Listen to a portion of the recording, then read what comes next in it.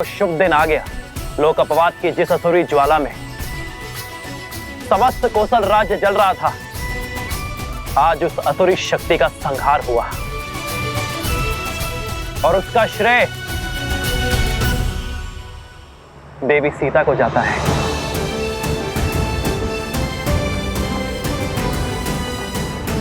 सीता ने न केवल एक महारानी के रूप में अयोध्या पर प्रहार करने वाली असुरी शक्तियों का संहार किया, बल्कि एक नारी होने के नाते नारी को उसके सम्मान का उपहार दिया। राक्षस के समक्ष तलवार उठाने वाली सीता ने अयोध्या की प्रजा के लिए त्याग किया। यदि सीता चाहती तो वनवास के लिए बड़ी सरलता से मना कर सकती थी, किंतु सीता ने दुर्गम मार्ग चुना। रघुकुल की मर्यादा और कौशल राज्य की नारी को उसका सम्मान दिलाने का कार्य जो सीता ने किया है, उसके लिए रघुकुल और अयोध्या सदा सदा के लिए सीता की ऋणी रहेगी। जय सिया राम।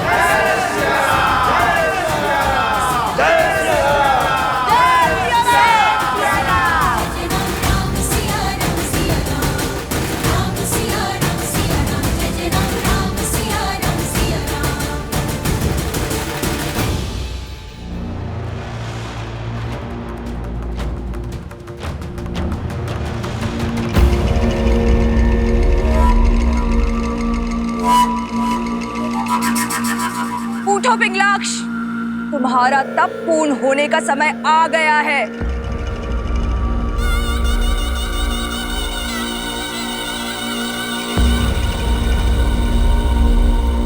कब तक यही मानव और देवताओं के पैरों तले छुपकर बैठे रहोगे? अपना तप तोड़ो पिंगलाक्ष, अग्निदेव का दिया हुआ वरदान का प्रयोग करो, अपने कुल की लाज बचाओ। मेरे तप की समय अवधि आप कैसे तय कर सकती हैं? मेरा तप तब तक समाप्त नहीं होगा जब तक तुम्हें अपनी दादी और पिता के वध का प्रतिशोध लेने का अवसर नहीं मिल जाता। हाँ, यही मेरे जीवन का एकमात्र उद्देश्य है। तो उठो, मैं तुम्हें उसी उद्देश्य की ओर अग्रसर करने आई हूँ। तुम्हारी दादी ताड़का और तुम्हारे पिता सुबाहु को मारने वाले उस राम से प्रतिशोध दिलवाने आई हूँ।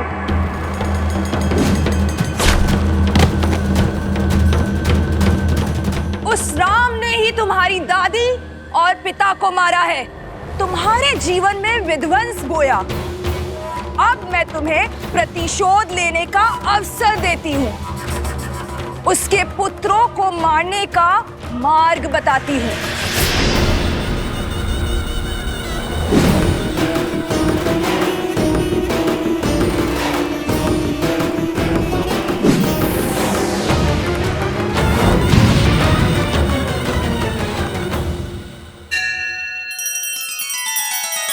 श्री रामचंद्र कृपालु भजु मन हरण भव भय दारुणम नव कंज लोचन कंज मुख कर कंज पद कंजारुणम। सिया राम, सिया राम, सिया राम, सिया राम, सिया राम, सिया राम। पुत्र राम, अयोध्या की इस पीढ़ी और इसके बाद की पीढ़ी दोनों की एक ही मंशा है, सिया राम के पुनर्मिलन का महोत्सव। इनकी ये इच्छा पूर्ण करोगे ना?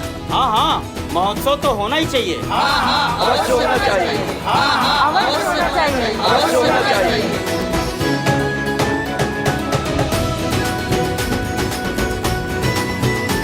अयोध्या की महारानी और मेरी माता पुनः अयोध्या लौटी हैं। अपूर्ण अयोध्या आज पूर्ण हुई है। महाउत्सव तो होना ही चाहिए। हाँ हाँ, भव्य उत्सव होना चाहिए।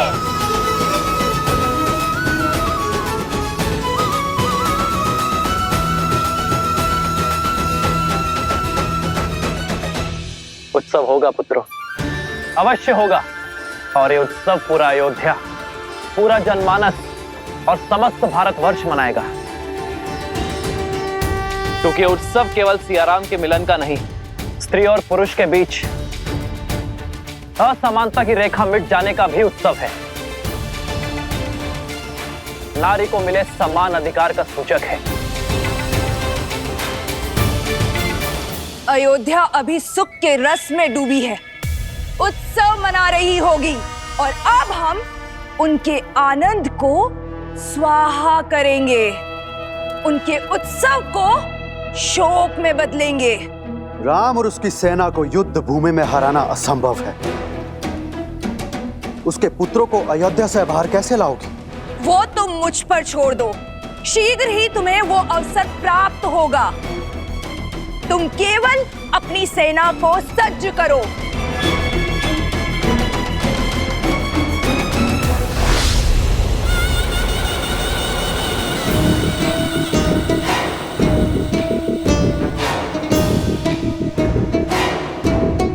जो अपने कुल का नाश होने का कारण बनी हो, उस पर विश्वास करना सरल नहीं। स्मरण रहे, यदि कुछ भी अनिष्ट हुआ तो मेरी अग्नि सबसे पहले तुम्हें जलाकर भस्म करेगी शूर्पणखा। भैया मैं तो कहता हूं इस पुनर्मिलन के महोत्सव में राजा, महाराजा, संतगण और सभी ऋषियों को आमंत्रित किया जाए। ये उत्सव इतना बड़ा हो कि ये संसार आने वाली कई सदियों तक स्मरण रखे। अवश्य सभी को निमंत्रण भेजा जाए। पिताश्री, पिताश्री, हम स्वयं जाएंगे मिथिला नरेश को निमंत्रण देने। अवश्य पुत्र, किंतु इस बार मिथिला नरेश को नहीं, अपने नानाश्री को निमंत्रण देना। तो निश्चित रहा, अगली पूर्णिमा को अयोध्या में उत्सव होगा। पुरुषों और स्त्रियों के बीच के भेदभाव को समाप्त होने का और संसार से उस असुरी शक्ति का नाश होने का। जय सिया राम! जय सिया राम! जय सिया राम! जय सिया राम!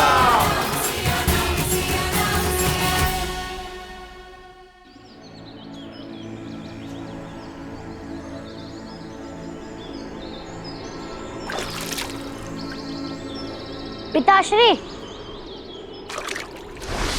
शीघ्र कीजिए ना, चलना है।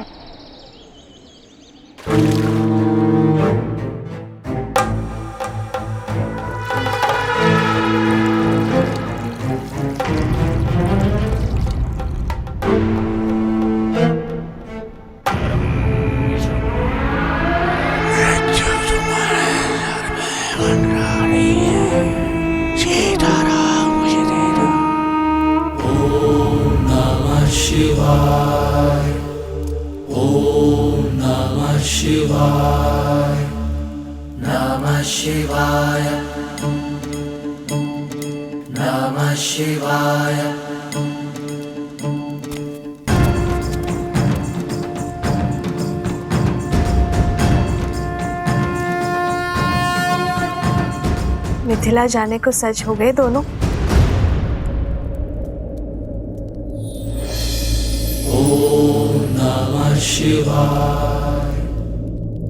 मैंने, तुम बोलो।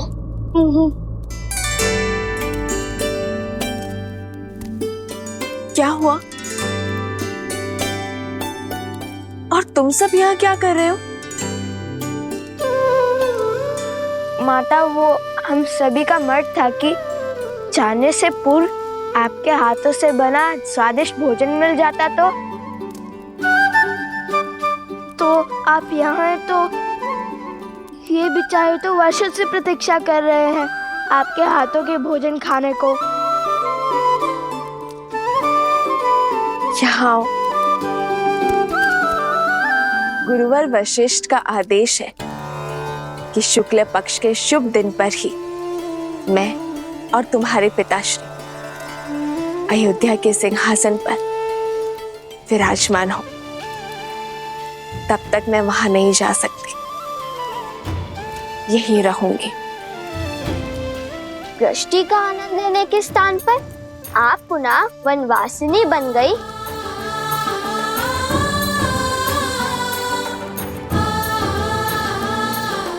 यदि मैं क्षण भर के लिए भी अयोध्या की महारानी का कार्यभार नहीं उठा सकती, तो मैं क्षण भर के लिए भी उस पद के साथ मिलने वाले सुख की अधिकारी नहीं हूं पुत्र। और यहाँ तो प्रश्न पूरे 16 पहर 2 दिवस का है। कितने उत्सुक थे आपके हाथ का भोजन ग्रहण करने के लिए। इतना सुना था हमने। जहाँ एक क्षण बिताना भी असंभव है, वहाँ 2 दिवस कैसे काटेंगे हम?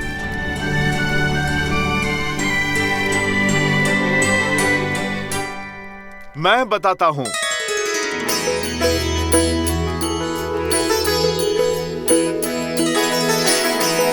हनुमान जी,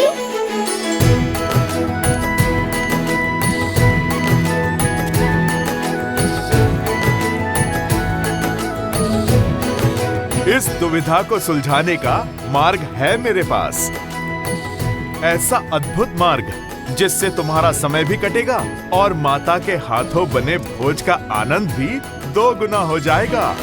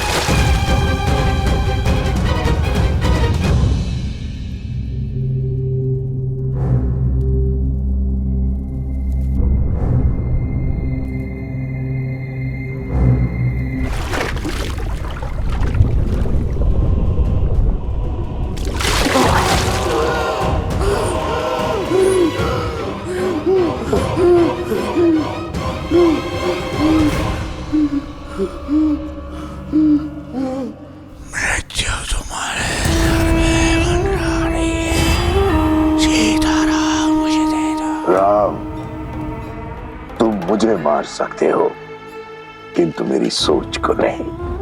मेरे रक्त की एक एक बूंद में द्वेष, लोक अपवाद और पाप शक्ति समाहित है। और जब तक मेरे रक्त की एक बूंद में इस व्यक्ति की धमनियों में समाहित है, तब तक मैं पराजित नहीं होऊंगा। अब मैं अपनी असुरी शक्ति के बल पर इस भोले भाले व्यक्ति की सहायता से वो स्वांग रचूंगा, वो रेखा खींचूंगा जिसे लांघ कर सिया राम कभी भी एक नहीं हो पाएंगे। सहस्त्रमुख रावण की सोच के रहते सीता के मस्तक से अपमान का कलंक कभी नहीं मिटेगा। सुना है राम राज्य में प्रश्नों के उत्तर मिलते हैं, दंड नहीं। फिर एक अयोध्या वासी की दुविधा तो तुम सुलझाओगे ही राम। उसके प्रश्न के उत्तर तो तुम दोगे। वो प्रश्न जो पुनः तुम्हें सीता के पृथक कर देगा। इस मिलन के उत्साह को वियोग के शोक में बदल देंगे।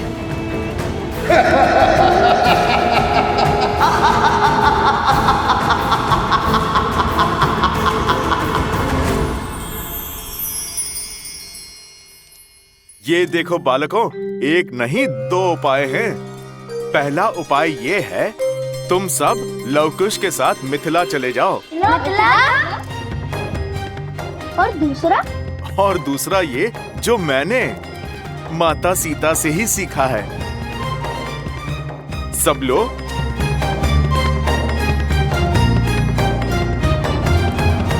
लो, सब लो। ये क्या हनुमान जी, इसमें बड़ी माता श्री के हाथों का साथ थोड़ी मिलेगा। अरे इसे खाना नहीं, इस पे अपनी इच्छा के व्यंजन लिखने हैं। तुम्हें माता के हाथों से जो खाना है उसकी सूची बनानी है। सूची? अर्थात माता को तो भांति भांति के पकवान बनाने आते हैं। कहाँ से आरंभ करें और कहाँ पे अंत, कुछ समझ नहीं पाओगे। इसीलिए मैं आपसे कहता हूँ, आप सब मिथिला जाइए लवकुश के साथ। समय भी कट जाएगा और सूची पूर्ण करने का समय भी मिल जाएगा। अरे हनुमान जी, ये तो सुकोमल राजकुमार हैं। इनकी भूख आपके समान नहीं है। मिथिला क्या, ब्रह्मांड का भ्रमण भी कराए तब भी आप जितनी विराट सूची नहीं बना पाएंगे। इनके लिए तो एक एक व्यंजन ही बहुत है। कदापि नहीं, हम कौशल राज के राजकुमार हैं, श्री राम के भतीजे हैं। चुनौती लेकर पीछे नहीं हटते। देखिएगा हनुमान जी, ये भोज आपके भोज से भी अधिक प्रसिद्ध और परिपूर्ण होगा।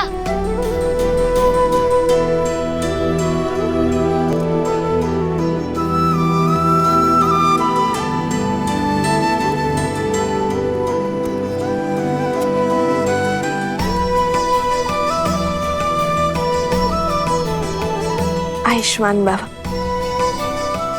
अपने नाना श्री को मेरा नमन कहना। अवश्य माता, हम मिथिला नरेश को। कुश, हर बार नाना श्री को मिथिला नरेश क्यों कहते हो? नाना श्री कहो।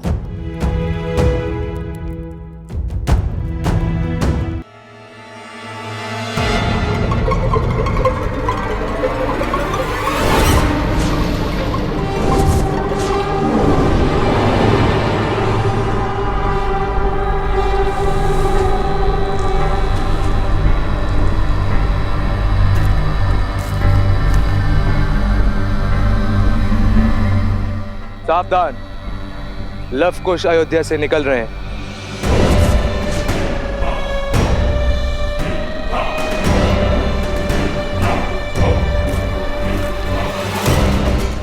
कहा था ना मैंने कि प्रतिशोध प्रतीक्षा में है, अवसर शीघ्र ही मिलेगा।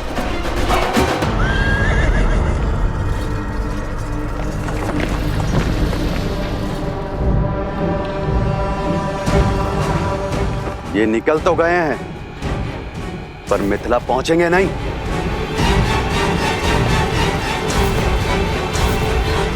आगे बढ़ो। नहीं, इन्हें यहां मारने से क्या मिलेगा? संसार समझेगा कि कुछ असुरों ने अपना प्रतिशोध लेने के लिए इन्हें यहां मार डाला।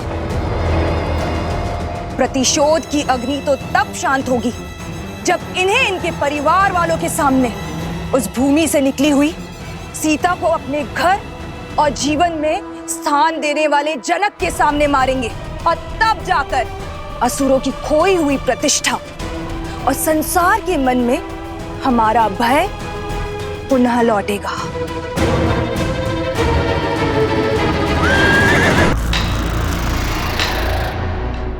जाओ पुत्र, भोजन आरंभ करो, मैं अभी आई। देखिए ना, कितने दुर्लभ पुष्प लेकर आई हूँ। आधे माह तक सुगंध देते हैं ये, और मुरझाते भी नहीं हैं। मुझे मार्ग में मिले तो मैं ले आई। ये हम महाराज राम और महारानी सीता को महोत्सव में भेंट करेंगे। हमारी ये तुच्छ भेंट उनके चरणों की शोभा बढ़ाएगी। क्यों?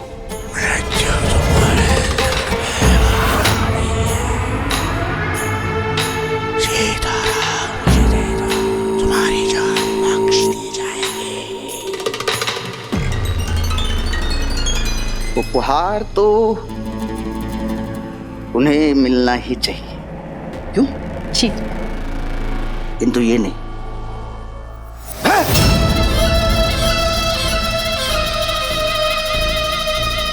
क्या कर रहे हैं आप? क्या हो क्या गया है आपको? जिस राम और सीता की तुम बात कर रही हो ना, उन्हें ये पवित्र और सुगंधित पुष्प नहीं, कांटों का हार मिलना चाहिए। जब तुम्हारे